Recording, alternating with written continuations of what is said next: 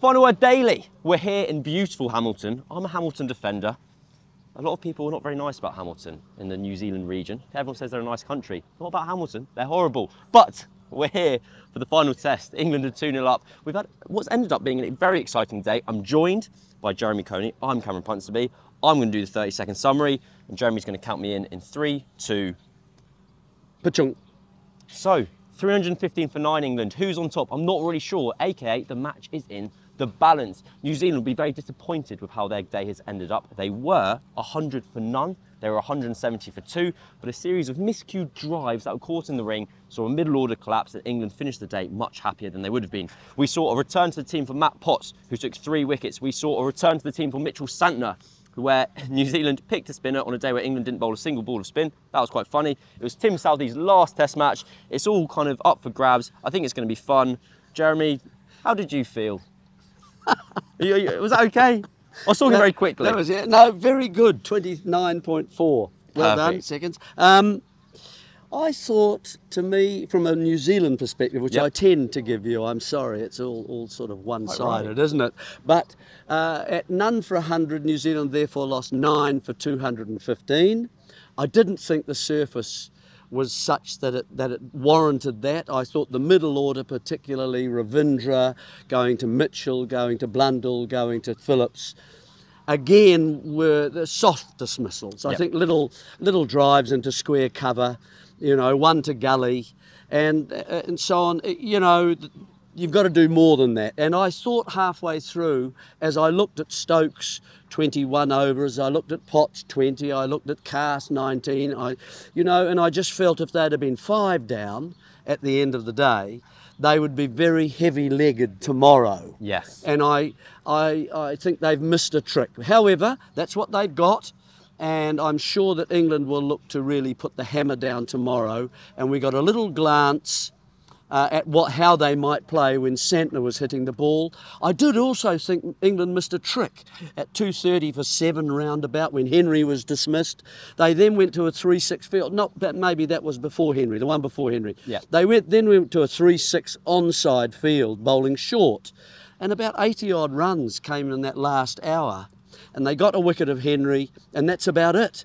So I just wondered whether that as a decision was, you know, I thought they could just bowl normally and they would probably get the wickets, you know, more cheaply. It was a strange day because both teams have reasons to be happy and sad with their day's work, as it were. New Zealand, as we alluded to, have kind of thrown away a start, and England have been so committed to their four-seamer stay. Ben Stokes bowled over 20 overs, so well, did he bowled Bashir's overs, really, didn't he? Absolutely. And then on a day where there seemed to be, okay, I'm going to start with this because I'm just interested in your opinion, and it will set my tone for the rest of the show, I guess. So I've got an exceptionally boring stat for you, as I often do. Right. So today, over 70%, I think it was like 72, 75%. No, keep 75%. Of runs were scored in boundaries. Yes. That's unusually, very unusually high. Because of? The average normally sits around 50, because 55. Of? So my wondering, and what I wanted to put to you for you to say whether I was correct or incorrect, is I felt like the ball was seaming around quite a lot. When it was on a good length, it was very difficult to rotate strike. Because of that movement, it made batting difficult. But when England strayed in their lengths or their lines, it was true enough that it was able to be punished, capitalised. And that's why we kind of had a high boundary percentage as opposed to the ball being rotated around. The pitch was a pudding. Ooh. It was a blancmange. And it was a blancmange, took all the bit of friction and the effort from the bowler out when it actually made contact with the surface. And so it came very slowly, very spongy, we call it tennis ball bounce, all those kinds of things that cricketers describe.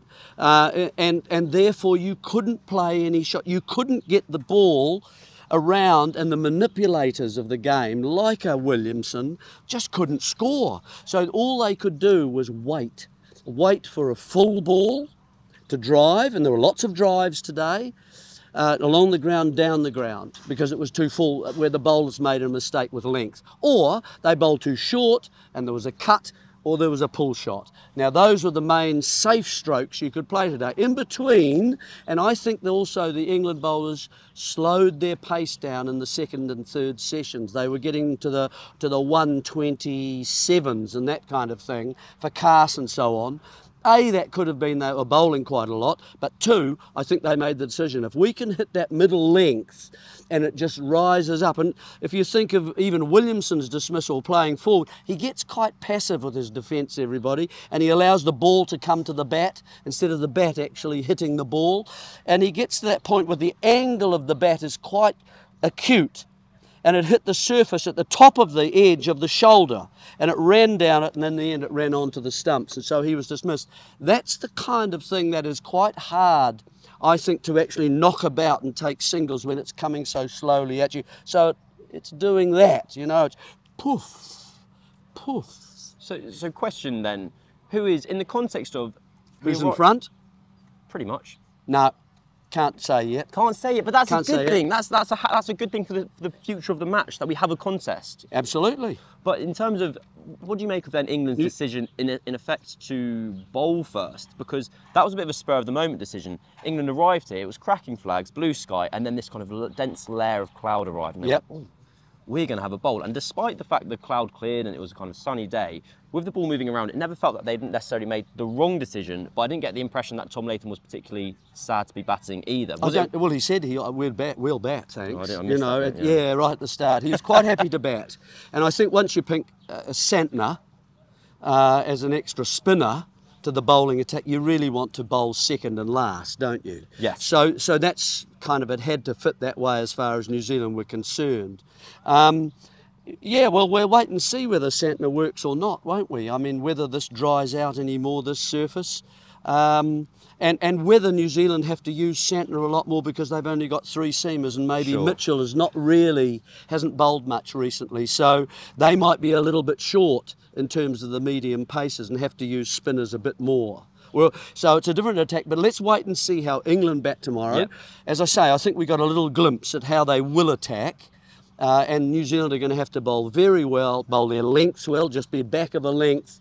If it's still doing this to the batsman, they'll charge a bit more. They'll give themselves room and try and bunt it down the ground as Brooke has done. So it'll be a lively day, I'm sure of that.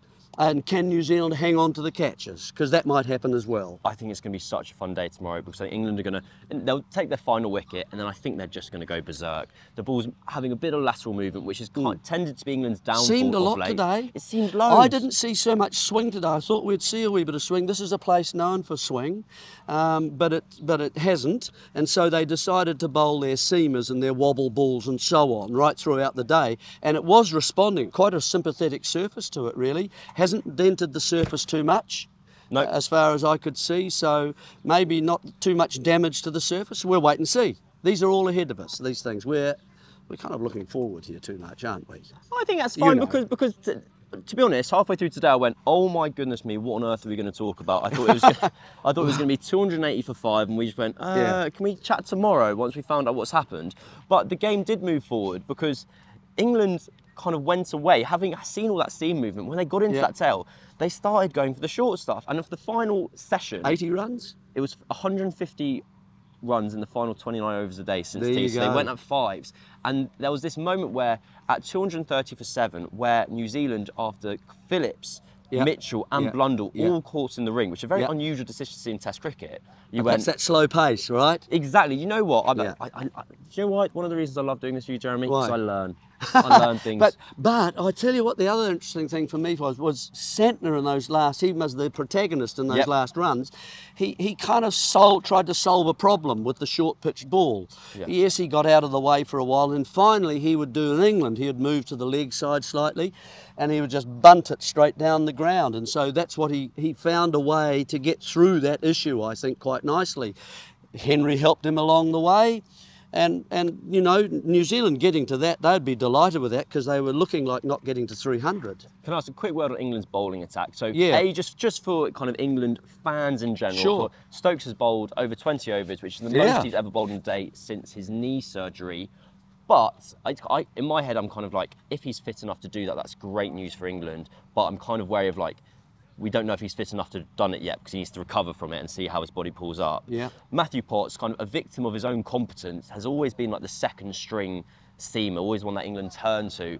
He was excellent once again, and even when New Zealand were 100 for none, I felt like England hadn't bowled that badly. Is that a fair assumption? Yeah, I think they worked out, as I mentioned, once they got through and were able to have a chat at lunch and discuss what are the lengths that we can operate on this surface out here and kind of adapt to the length. They did. They pulled their lengths back a little bit. By bowling faster on a slow pitch like this, you give the batsman more opportunity to access different areas of the ground.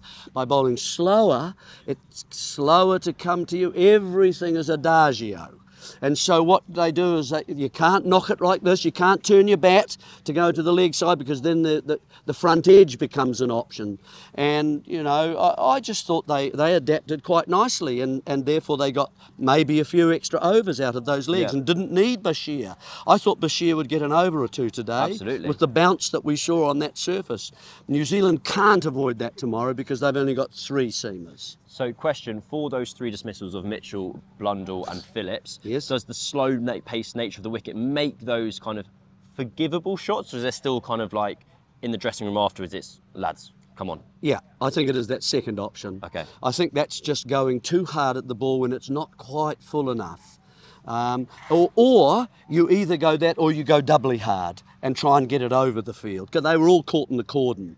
And so and that's what I think that will be England's approach. They'll go over the cordon. So New Zealand are going to have to work out the fielding positions tomorrow very closely and very carefully. Are we going to go on the boundary? Is it an in-out field? Those kinds of issues. But something I'm interested in is because I know it's been a slower wicket, but we still saw, especially when Castle's bowling, I know he's a bit livelier, we still saw Ollie Pope taking quite a few balls, like fingers pointing up at the beginning. It felt at the beginning there was a bit... That's that height that it goes to. Boom, Okay. it's the tennis ball bounce. But in terms of, if there is that, was it consistent The bounce? Knicks were going quite low, weren't they?